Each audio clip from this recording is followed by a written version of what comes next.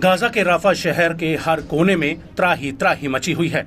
Hamas की सैन्य शाखा अल कासिम ब्रिगेड के साथ गाजा के तमाम छोटे बड़े प्रतिरोधी समूह इजरायली फौज पर हर घड़ी भीषण हमले कर रहे हैं, जिसकी वजह से अब इजरायली फौज रफा के भीतर करहाने लगी है।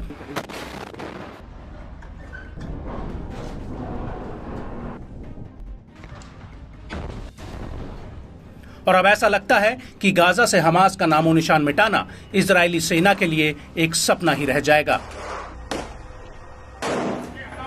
दरअसल उसकी सबसे बड़ी वजह हमास के ये भयानक हमले हैं, जिनका तोड़ इजरायली सेना के पास नहीं है। और अब इसी कड़ी में गाजा की अलग अलग जगहों पर आईडीएफ पर भीषण हमले हुए हैं। अल कासिम ब्रिगेड का कहना है कि उसने पश्चिमी रफा के तल अल सुल्तान इलाके में 105 अल यासीन रॉकेट से आईडीएफ के 2 मेरकावा टैंकों को उड़ा दिया।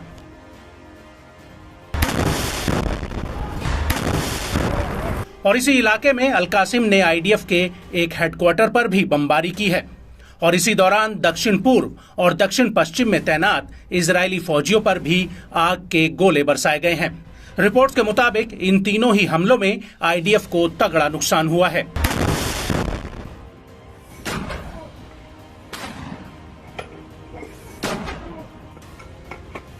और जब अल कासिम हमले कर रही थी, तब अल कुद्स ब्रिगेड ने भी रफा के दक्षिण पश्चिम में तल जोरोब इलाके में इजरायली सैनिकों के जमावड़े पर दनादन हैवी मोटर गोले दाग दिए।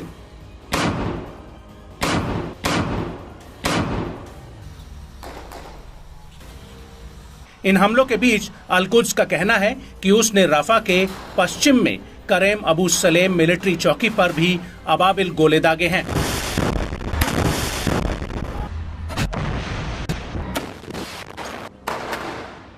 और कुछ इसी अंदाज में मुजाहिदीन ब्रिगेड ने भी अल जैतून में इजरायली सैनिकों पर पहले तो निगरानी रखी और फिर उनके जमावड़े पर 160 टाइम रॉकेट फायर कर दिए।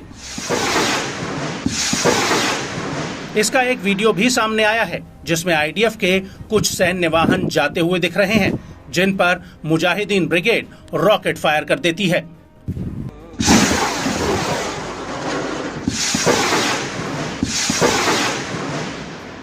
वहीं नेटजरी मैक्सिस में तो अल अक्सा ब्रिगेड ने मोर्चा संभाला हुआ था। यहां पर अल अक्सा ब्रिगेड ने आईडीएफ के कमांड और कंट्रोल चौकियों पर मोर्टार गोले दागे हैं।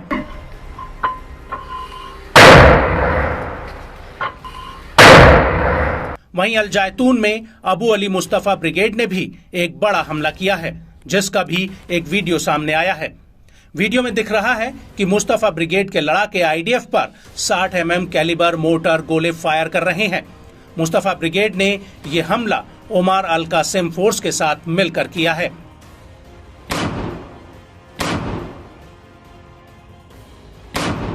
और यही वजह है कि इन भीषण हमलों की वजह से आईडीएफ को भारी नुकसान हुआ है।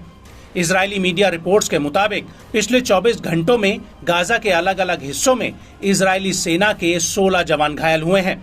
खुद इजरायली मीडिया का मानना है कि हमास अब इजरायली सैनिकों को नुकसान पहुंचाने में सक्षम है।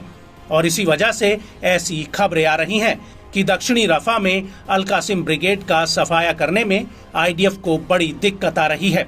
और ऐसा माना जा रहा है कि जल्द ही आईडीएफ रफा में मिलिट्री ऑपरेशन बिना लक्ष्य को हासिल किए खत्म कर सकती है।